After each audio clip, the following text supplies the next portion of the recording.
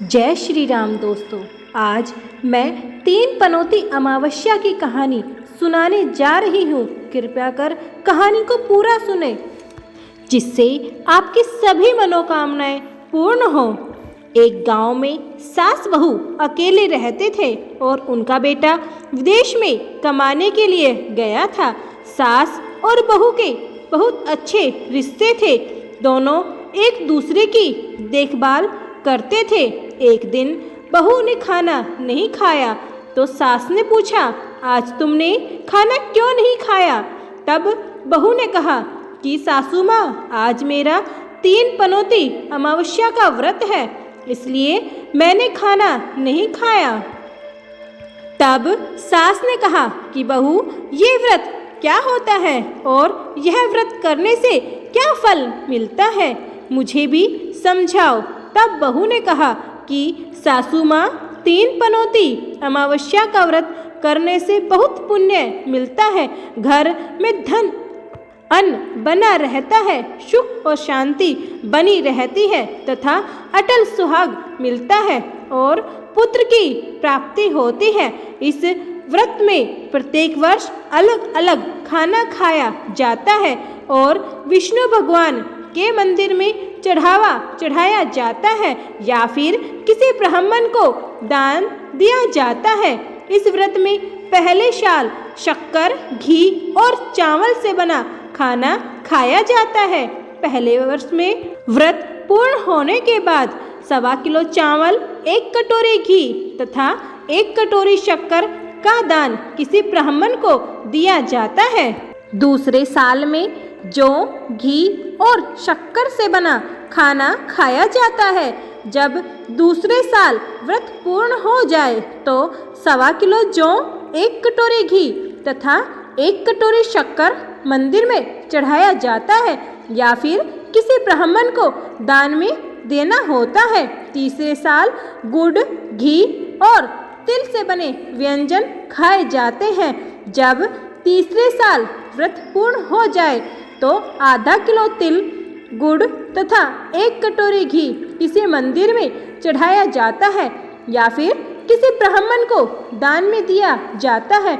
इसे ही 3 पनौती अमावस्या व्रत कहा जाता है। फिर बहू ने कहा कि इस व्रत का अगर संकल्प लेते हैं तो इसे पूरा करना जरूरी होता है। अगर पूरा नहीं कर सकते तो सास बहू में झगड़ा और घर में अशांति होती है। तब सासू ने कहा कि बहू, मेरी तो उम्र हो चली है, लेकिन तुम यह व्रत करो। और बहू ने यह व्रत आरंभ कर देती है। लेकिन एक दिन बहू ने किसी के कहने पर गेहूं से बनी रोटी खा ली और अमावस्या माता इस बात से नाराज हो गई। जो सास बहू बहुत प्यार से रहती थी, इन दोनों में झगड़े होने लगे। सभी गांव वाले भी हैरान थे कि ये सब क्या हो रहा है। सास अपनी बहू को कहने लगी कि जब से तुम हमारे घर में बहू बनकर आई हो, तब से हमारे घर की लक्ष्मी चली गई है। तुम हमारे लिए शुभ नहीं हो, तुम अशुभ हो। तब बहू ने कहा कि आपके घर की लक्ष्मी चली गई है तो कहाँ मिलेगी, मुझे बताओ माँ, मैं वो लक्ष्मी लेकर आऊँगी। तब सासू ने कहा कि बहू, वो लक्ष्मी तुमको समुद्र के बीच में भगवान विष्णु के पैर दबाते हुए मिलेगी। तब बहू ने कहा कि अब जब तक मैं लक्ष्मी को लेकर नहीं आऊँगी तब तक इस घर में पैर नहीं रखूँगी। इतना कहकर बहू लक्ष्मी की खोज में निकल जाती है। जब बहू लक्ष्मी की खोज करने के लिए निकलती है तब उसे बीच रास्ते में एक गाय माता मिलती है।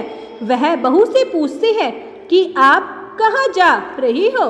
तब बहू ने कहा, हे गाय माता, मेरी सासू मुझे कहती है कि मेरे आने से उनके घर में अन्न धन की कमी हो गई है और उनके घर की लक्ष्मी चली गई है, तो मैं लक्ष्मी को लेने जा रही हूँ। तब गाय माता कहती है, हे बेटी, अगर तुम जा रही हो तो भगवान से मेरे बारे में भी पूछ लेना। तब बहू बोलती है, ठीक है माता, गाय माता बताओ, आपके बारे में भी पूछ लूँगी। तब गाय माता बोलती है कि जब भी मेरे बछड़ा होता है तो वह मर जाता है, जिंदा नहीं रहता। तुम भगवान से पूछ लेना मेरे साथ ही ऐसा क्यों हो रहा है, ये मेरे कौन से कर्म हैं। तब बहू बोली, गाय माता मैं आपके बारे में जरूर पूछ लूँगी। ऐसा कहकर बहू आगे बढ़ जाती है। अब आगे जाते ही बहू को एक घोड़ी मिलती है जिसके गले में पट्टा बंधा होता है। घोड़ी ने भी कहा, बहू तुम मेरे दुख का निवारण करना, भगवान से पूछ लेना कि मेरे गले में ये पट्टा क्यों बंधा हुआ है। तब बहू ने कहा, जरूर पूछ लूँगी। ऐसा कहकर वह आगे बढ़ जाती है। आगे जाते ही बहू को एक अंधा और बहरा बुजुर्ग मिलता है। वह बहू को अपनी सभी समस्या बताकर भगवान से पूछने के लिए कहता है। तब बहू कहती है कि मैं भगवान से जरूर पूछूंगी और आगे बढ़ जाती है। आगे जाते ही बहू को एक बूढ़ी औरत मिलती है जो हाथ पैर से अपाहिज होती है। वह भी बहू से अपनी समस्या पूछने के लिए कहती है। तब बहू उसकी समस्या भी पूछने के लिए तैयार हो जाती है और आगे बढ़ जाती है।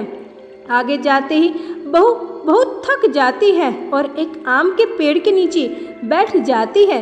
तब आम का पेड़ बहुत खुश होकर पूछता है, बहू बेटी तुम कहाँ जा रही हो। तब बहू बताती है वह लक्ष्मी को लेने जा रही है। तब पेड़ भी अपनी समस्या भगवान से पूछने के लिए कहता है कि मेरे पेड़ पर लगे आम खट्टे क्यों होते हैं, इस बारे में भगवान से जरूर पूछना। तब बहू उसकी समस्या लेकर आगे बढ़ जाती है। आगे जाते ही बहू को एक तलाई मिल जाती है। वह भी बहू को बताती है कि तुम भगवान से पूछना मेरे तलाई का पानी इतना मैला क्यों है, कोई भी इसे क्यों नहीं पीता। तब बहू कहती है जरूर पूछूंगी और आगे बढ़ जाती है। बहुत दिन जंगल में चलते चलते बहू थक जाती है और उसे भूख लगने लगती है, लेकिन खाने को नहीं मिलने के कारण वह थक कर बेहोश होकर जंगल में गिर जाती है।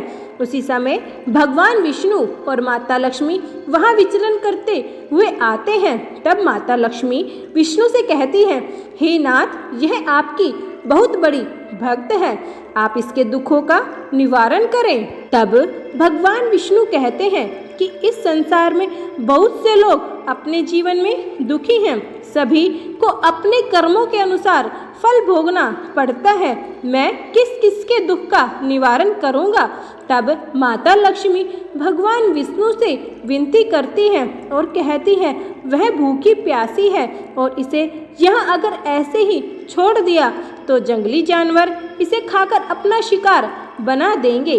तब माता लक्ष्मी की बात सुनकर भगवान विष्णु एक साधु का वेश धारण करते हैं और बहू के पास जाते हैं, उन्हें होश में लाते हैं। बहू को होश में आते ही साधु वेश में उस भगवान ने बहू से पूछा कि तुम यहाँ क्यों आई हो और कहाँ जा रही हो। तब बहू पूरी बात बताती है। उसकी बात सुनकर भगवान विष्णु और माता लक्ष्मी प्रकट हो जाते हैं। उनके साथ अमावस्या माता भी प्रकट हो जाती है। बहू उनके चरणों में गिरकर वंदन करती है। अमावस्या माता बहू से कहती है कि बेटी तूने मेरे व्रत का खंडन किया है, इसकी ही सजा तुझे मिली है तुम्हें, लेकिन अब मैं माफ़ करती हूँ और तुम घर जाओ। तुम्हारा घर अन्न धन से संपन्न होगा, तुम्हारा घर सुंदर महल में बदल जाएगा और तुम्हारी सभी मनोकामना पूर्ण होगी। तब यह सुनने के बाद बहू को रास्ते में जो भी मिला उन सभी के दुखों का निवारण करने की बात कहती है। तब भगवान विष्णु बोले कि गाय ने कभी अपना दूध किसी को नहीं पिलाया, उस वजह से उसके बछड़े जिंदे नहीं रहते, तुम उसका दूध पी लेना जिससे उसके बछड़े जिंदा रहने लग जाएंगे। घोड़ी पिछले जन्म में आटा पीसने वाली महिला थी, वह किसी को भी आटा पीसकर नहीं देती थी, इसलिए उसके गले में चक्की का पट्टा बंधा हुआ है। तुम उसका पट्टा खोल देना, वह बिल्कुल ठीक हो जाएगी। बुजुर्ग कभी भगवान के मंदिर में नहीं गया और ना ही उसने कभी भगवान के भजन कीर्तन सुने हैं। उसको मंदिर में ले जाना और दर्शन करवा देना, वो ठीक हो जाएंगे। बुजुर्ग महिला जो कभी अपनी जवानी में दान पुण्य नहीं किया, उसके लिए वह सजा मिली है। तुम उससे दान करवा देना, उसकी विकलांगता दूर हो जाएगी। उस आम के पेड़ ने भी कभी अपने फल किसी बच्चे को खाने के लिए नहीं दिए, इसलिए उसके सभी आम खट्टे होते हैं। तुम उसके पेड़ का एक आम खा लेना, फिर उसके आम मीठे हो जाएंगे। तलई का पानी पिछले जन्म में देवरानी जेठानी थी, वह हमेशा झगड़ती रहती थी, इसलिए उसका पानी मैला है। तुम उसका पानी पी लेना, तलई शुद्ध हो जाएगी। उसके बाद बहू ने भगवान विष्णु, माता लक्ष्मी और माता अमावस्या को नमस्कार कर अपने घर के लिए निकल पड़ी और रास्ते में उसे जो भी मिला उनकी सभी समस्या भगवान के कहे अनुसार दूर करती चली गई। सभी उसे आशीर्वाद देते रहे। घर जाते ही उसका घर एक सुंदर महल में परिवर्तित हो गया तथा घर में अन्न धन भरा मिला। तब सासू कहती है कि बहू तुम आ गई। अब बहू सास से कहती है कि सासू माँ, आपने सच कहा था, मैं आपके लिए शुभ नहीं हूँ। मेरे जाने से आपके घर की लक्ष्मी आ गई है। अब आप यहाँ आराम से रहो, मैं मरने जा रही हूँ। तब सासू ने कहा, हे बेटी, यह सब तुम्हारे 3 पनौती अमावस्या का फल हमें मिला है। तुम यहाँ पर रहो और कहीं पर भी नहीं जाओगी। और सास बहू खुशी खुशी रहने लग जाती हैं। फिर एक दिन उसका बेटा भी विदेश से आ जाता है और घर में यह सब कुछ देखकर उसकी माँ उसे सारी बात बताती है। उसके बाद वो लोग बड़ी खुशी के साथ रहने लग जाते हैं। आज की कथा में बस इतना ही। मिलते हैं अगले वीडियो में। भगवान आप सबकी प्रत्येक मनोकामनाएं पूर्ण करे, ऐसी मैं भगवान से विनती करती हूँ। जय श्री राम।